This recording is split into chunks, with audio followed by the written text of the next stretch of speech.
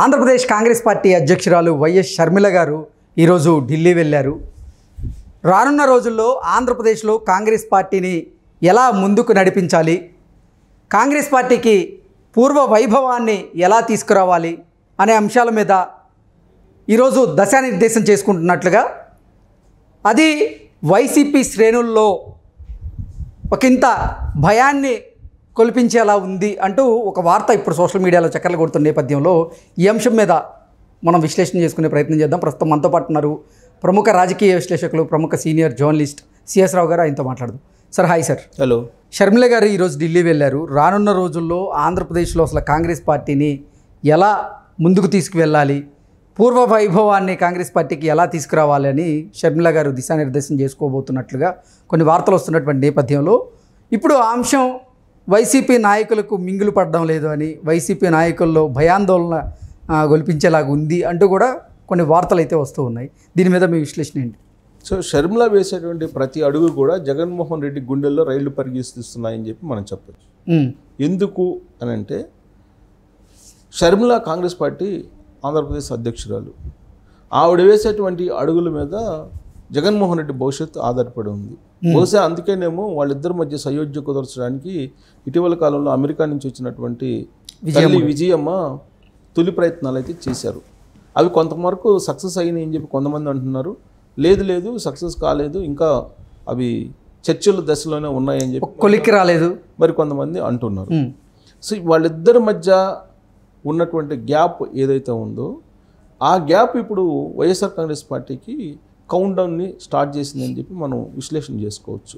ఎలా count down start చేసిందని చెప్పి మనం విశ్లేషణ చేసుకుంటే, ఇప్పుడు వైఎస్ఆర్ కాంగ్రెస్ పార్టీకి ఈ ఎన్నికల్లో 2024 ఎన్నికల్లో 39.3% వచ్చింది. అంటే డెసిమల్ ప్రకారం, లెక్కల్లో డెసిమల్ ప్రకారం 39%. జగన్మోహన్ రెడ్డి 40 అంటున్నారు కదా, 40 కాదు 30. 39.5 దాటితే 5, 6 అలా వస్తే దాన్ని డెసిమల్ లెక్కల ప్రకారం, డెసిమల్ మ్యాథ్స్ ప్రకారం 40% వేసుకోవచ్చు. కానీ ఆయనకు వచ్చింది 39.3% కాబట్టి 39% వేయాలి మనం. సో 39% వైఎస్ఆర్ కాంగ్రెస్ పార్టీకి ఓట్ బ్యాంక్ వచ్చింది.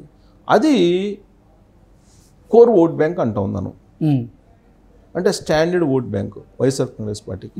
2019లో కూడా తెలుగుదేశం పార్టీకి 39.45 అలా వచ్చింది. దానికి కూడా కోర్ ఓట్ బ్యాంక్ అదే ఉంది. అంటే రెండు పార్టీలు బలంగా ఉన్నాయి. ఇప్పుడు జగన్మోహన్ రెడ్డి ఏమంటున్నారు, పెద్ద తేడా ఏం లేదు, ఓట్లు జస్ట్ 1,50,00,000 1,40,00,000 మాకొస్తే 1,52,00,000 వాళ్ళకి వచ్చినాయి అని చెప్తున్నారు. పెద్ద తేడా ఏం, 12 లక్షల పైన ఓట్లు తేడా ఉంది, అంతకుమించి ఏం లేదు అని అంటున్నారు. అంటే ఏ అంశాన్నైనా తనకు అనుకూలంగా అన్వయించుకునేటువంటి ప్రయత్నం చేస్తున్నాడు జగన్మోహన్ రెడ్డి. ప్రజాస్వామ్యంలో మెజారిటీ స్థానాలు సంపాదించినటువంటి వాళ్ళది అధికారం, పైగా 164 స్థానాల్లో కూటమి వచ్చింది. ఇంకా కూడా పెద్ద తేడా ఏం లేదు అని చెప్పి చెప్తున్నాడంటే అది ఒక మైండ్ గేమ్ జగన్మోహన్ రెడ్డిది. అయితే ఈ 39% ఓట్ బ్యాంక్ని వైఎస్ఆర్ కాంగ్రెస్ పార్టీ కాపాడుకోగలదా అనేది ఇప్పుడు పెద్ద ఛాలెంజ్. వాస్తవంగా అది ఒక ప్రశ్నార్థకంగా మారింది. ఆ ప్రశ్నార్థం ఇప్పుడు ఆ 39% ఏదైతే కోర్ ఓట్ బ్యాంక్ ఉందో దాన్ని కాపాడుకోవటం అనేది జగన్మోహన్ రెడ్డి మధ్య ఉన్నటువంటి ఛాలెంజ్. అందుకే ఆయన ఏం చేస్తున్నాడు, ఇప్పుడు మైండ్ గేమ్ స్టార్ట్ చేశాడు. కళ్ళు మూసి తెరిస్తే 2029 వస్తుంది, నాకు వయసు ఉంది, గతంలో పాదయాత్ర చేసినప్పుడు ఏ ఎనర్జీ ఉందో ఆ ఎనర్జీ ఉంది నా దగ్గర, మళ్ళీ ప్రజల్లోకి వెళ్తాను, ఇలాంటివన్నీ చెప్తారు, మీరు నాకు అండగా ఉండండి అని చెప్పి చెబుతున్నాడు.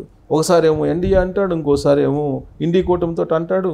అంటే జారిపోకుండా ఉండటానికి ప్రయత్నం చేస్తున్నాడు లీడర్లు, క్యాడర్లు. అంటే క్యాడర్లో జోష్ నింపి క్యాడర్ అసలు పార్టీకి దూరం కాకుండా ఉండే ప్రయత్నం అయితే జగన్మోహన్ రెడ్డి చేస్తారు. ఇప్పుడు ఆయన ఛాలెంజ్ ఏంటంటే 39% ఏదైతే కోర్ ఓట్ బ్యాంక్ ఉందో అది జారిపోకుండా ప్రయత్నం చేస్తున్నారు.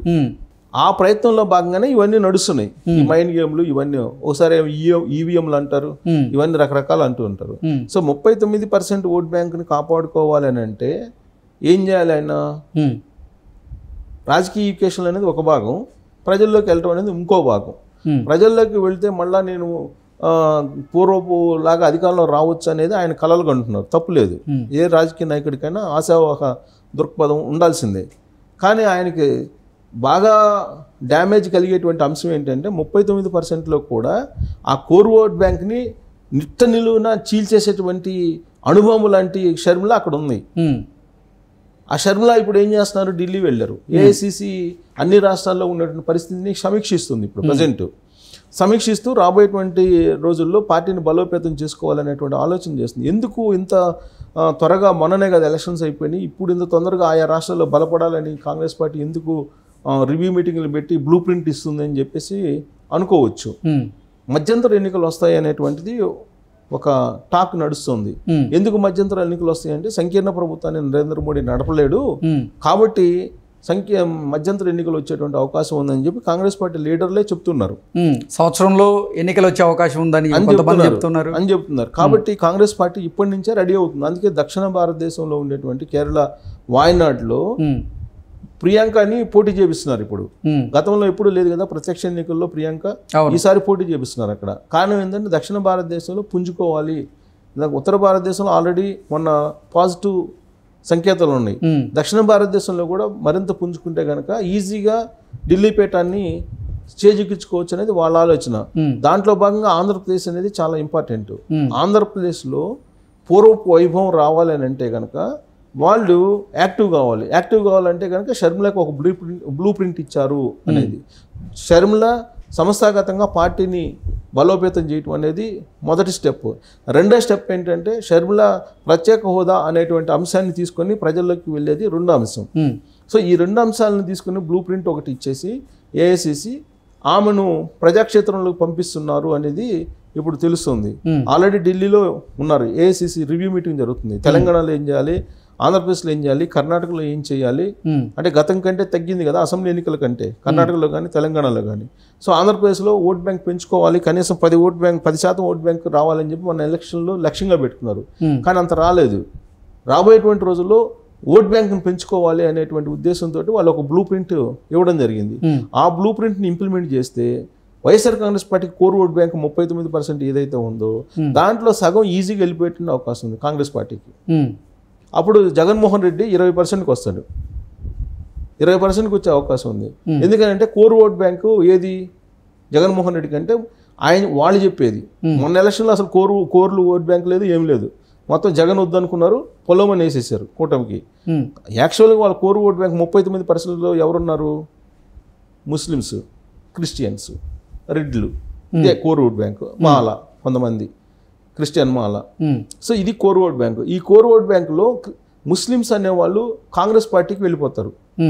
అది ఆల్రెడీ మనం తెలంగాణలో చూసాం. అది ఈవెన్ అసరుద్దీన్ ఓవైసీ ఎంఐఎం కూడా కాదని చెప్పి కాంగ్రెస్ పార్టీకి ఓట్లు వేశారు. ఇక్కడ మనం అసలు అసరుద్దీన్ ఓవైసీ గెలుస్తాడా లేదా అనేటువంటి పరిస్థితులకు వచ్చాడు మొన్న. సో కాబట్టి ముస్లిమ్స్ కోర్ ఓట్ బ్యాంక్ అనేది వైఎస్ఆర్ కాంగ్రెస్ పార్టీ నుంచి కాంగ్రెస్లోకి వెళ్ళిపోతుంది. ఇక క్రిస్టియన్ ఓట్ బ్యాంకు చిరుసగం పంచుకునే అవకాశం ఉంది. బ్రదర్ అనిల్ కూడా ఎంటర్ అవుతాడు. సో చిరుసగం పంచుకునేటువంటి అవకాశం ఉంది. రెడ్డి ఓట్ బ్యాంక్ కూడా ఇప్పుడు సీనియర్లు ఎవరైతే ఉన్నారో ఆ సీనియర్లు రెడ్డి సామాజిక వర్గానికి సంబంధించిన లీడర్లు కాంగ్రెస్ పార్టీలోకి వెళ్ళిపోయేటువంటి అవకాశం ఉంది. సో కాబట్టి నిట్ట నిలువున YSR Congress party vote bank 39% ఉన్నటువంటి కోర్ ఓట్ బ్యాంకు చీలిపోబోతుంది. అందుకే జగన్మోహన్ రెడ్డి ప్రజాక్షేత్రం అనగానే ఆయనకంటే ముందు షర్మిలని ప్రజాక్షేత్రంలో పంపించాలని చెప్పి కాంగ్రెస్ పార్టీ ఇప్పుడు రెడీ అవుతుంది. ఆ కోణం నుంచి ఆలోచించే జగన్మోహన్ రెడ్డి నేను కూడా ఇండి కూటమిలోకి వస్తానని ఏదో సంకేతాలు ఇస్తున్నట్టు కూడా వినిపిస్తుంది. సరే ఏదైనప్పటికీ ఏఐసిసి ఇచ్చినటువంటి బ్లూ ప్రింట్ కనుక యాజ్ ఇట్ గా షర్మిల అమలు చేస్తే వైఎస్ఆర్ కాంగ్రెస్ పార్టీకి జగన్మోహన్ రెడ్డికి కౌంట్ డౌన్ స్టార్ట్ అయినట్టే. అంటే కోర్ ఓట్ బ్యాంకులో కూడా సగం పోతుంది. అంటే రాబోయేటువంటి రోజుల్లో కూడా భవిష్యత్తులో జగన్మోహన్ రెడ్డికి రాజకీయంగా శూన్యం కనిపిస్తుంది, శూన్యమే కనిపిస్తుంది ఆయనకి అని చెప్పి మనం విశ్లేషణ చేసుకోవచ్చు. Okay sir, thank you so much.